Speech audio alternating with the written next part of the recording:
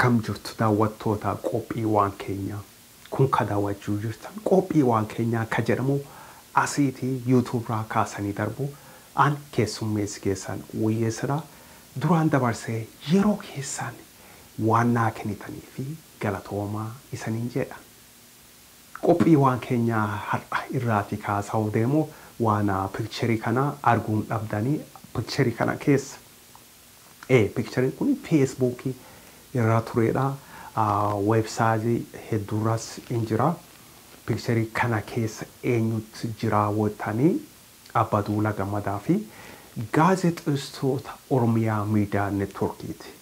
Ani dhugaa picture kana first time yoo argisuni maal jecha ture kana jedha an maal jedhe ijoo warrooti kun gaazexeessitooti Oromiyaa Miidiyaa Neetworkii kuni hayalaallattu hayalaallattootadha jedhe ture picture wargisan first time picture yoo arge callaadha naa qofaa muti namni baay'een herrega kana ateeki herregi isaanii ilaalchi isaanii gaariin ture yeroo picture Abbaduulaa Gammadaa fi gaazexeessitoota Oromiyaa Miidiyaa Neetworkii yoo argan sun Abbaduulaa Gammadaa eenyuuf ta'e waan beekne Abbaduulaa Gammadaa nama ijoollee mootummaa Tigree ijoollee Oromoo Hambootti jeese Abbaduulaa Gammadaa ergatanii maal jedhanii ijoollee keessan gorfadhaa ijoollee keessanitti dogongoree kana jecha ture ijoollee keessan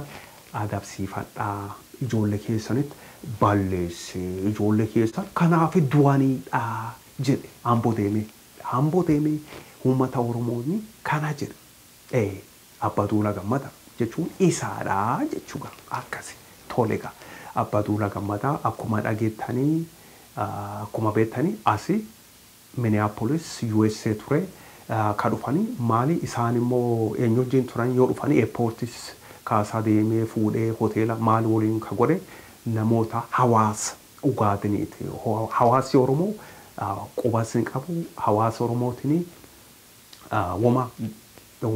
waan walii quba qaban waan jiru namooti baay'een hin beekne iyyuu Abbaduulaa Gammadaa ka inni wajjin ture hawaasa ugaadiniiti kanaafi hawaasa Oromoo Minneapolis ka jiru qubasin qabanii kanaafi isaanii dhugaa gara isaaniitti haaruu hin deemina isaanii waan amas ilaalcha keessan hamaa akka hin qabaanne kana akka beektanii fi fedha kana akkanii argatti information aan qabu isaan wama keessaa qubaan qabanii ka ta'e ugaadeen hawaasa ugaadeenii wajjin gara picture taadee dhugaa picture kana akkuma duraan jedhe picture kana keessa Abbaduulaa Gammadaa fi gaazexeessitoota Oromiyaa Miidiyaa Neetworkiitti jiru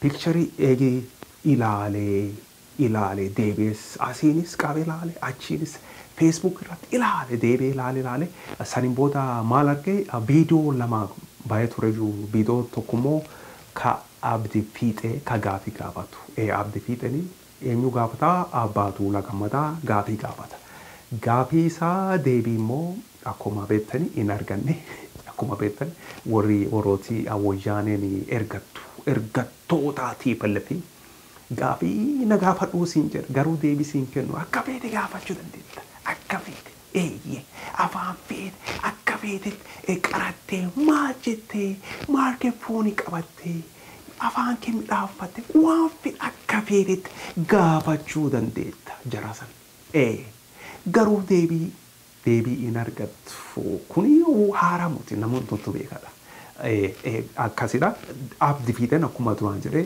gaafii isaa gaafateedha gaafii isaatiif immoo maal argate deebii hin arganneedha ijoolleen Oromoo Hambootti maal gaafatanii gaafii gaafatan gaafii waan master plaanii woo gaafatanii deebiin isaanii immoo maal ta'e rasaasanii jechuun egaa hin ijjeechatti itti dhaqa barattoota Oromoo magaalaa Hambootti Asimo Minneapolis abdii fiixeen gaazexeessaan Oromiyaa Miidiyaa Neetwoorkii Abbaa Duulaa Gammadaa gaafii gaafate.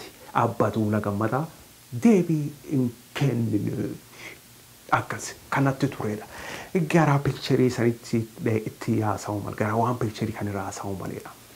Picturii kana namni baay'een itti aartanidha. Waan picturii kana agartanii itti aartanidha. Ilaalchi keessan ilaalcha kiyyatti dhiyaatana fakkaata. Ilaalchi kiyya akkuma duraan jedhe maal jedhe ayyaalallattootaa jechaan ture ijoollee kanaan. Herreega kiyya ani jijjiireedha. Herreega kiyya maaliif jijjiiree viidiyoo ilaaleedha. Viidiyoo akkuma duraan jedhe kaabdi fiixee gaabii ka gaafatsanii deebiin arganne sanirraanii ani gara isaanii ijoollee kanamma bira dhaabbachuu kiyya. Eenyu gaazexeessitoota abdii fiixee fa'a isaan bira dhaabbachuu kiyya isaanii sappoortii godhuu kiyya gaa isaan. Picturii waliin ka'uun sun immoo dogongoranidha. Of course, human beings. Ilmi namaati. There's gonna be mistake hojjechuun hin oolu. Kuni waan ta'u jiruu namaa keessatti nami fedhe dogongoraa hin hojjeta. The thing is how you going to handle the incident, the situation. Abdii fiixeen gaafii gaarii gaafatedha. It doesn't mean it's okay to take picture with Abbaa Duulaa Gammadaa. Criminal. Akkuma jedhe picturii kaanidha. Viidiyoonis jira. Viidiyoo abdii fiixeen akkuma duraan jedhe gaafii gaafatee deebiin arganne. Viidiyoo biraatis ka Baharuun isaan keessummeesse Oromiyaa Miidiyaa Neetwoorkii ka qophaa'ee jira. San hundumaa daawwadheedha, dhagaa'eedha. Deebii isaanis hundumaa na quubsanidha. Kanaafi ijoollee kanatti ittiin ceenaa isaniin jedha namooti qophii kiyya ka daawwachuu jirtan ka waan keenya bilisummaa TV ka jaalattanii shoo kan ka jaalattanii please ijoollee kanatti ittiin fiigina waan nama sitti dubbatina ijoollee kana oo gaafii qabaattan karaa feesbuukiin gaafii gaafadhaa deebii amshuur deebii saniin kennanidhe abdii qaba kanaafi ittiin jarjarinaa ittiin aarinaa ittiin aaranna dhuga na quubsanidha. I'm satisfied with the answers and everything. Kuma duraan jedhe please ittiin aarinaa gorfachuu dandeettanii you know namooti sabboontoota Oromootis hoteelii keessatti Abbaa Duulaa Gammadaa itti deemanii picturii namoota kadu'anii barattoota Oromootis listii nama du'an hundumaa itti kennanii agarsiisanii innis itti waan gammadnatti hin fakkaatu milinikii bineensa akka jedhan sunis yaadattu har'as kunoo 2015 ati bineensa Abbaa Duulaa Gammadaanii sabboonaan keenya tokko Minnesota ka jiru ati bineensa jedheeni akkuma viidiyoo keessatti agartanii dhageettanii Abbaa Duulaanii bineensa jedheedha.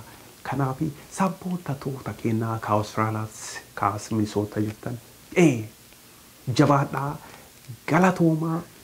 Kun qophii waan keenyaati yeroo keessanii waan naaf galatoomaa saniin jedhaa haga yeroo biraatti ol agarruu nagaatti saniin jedhaa ani isaa wajjin ka ture wayyeessadhaa nagaatti.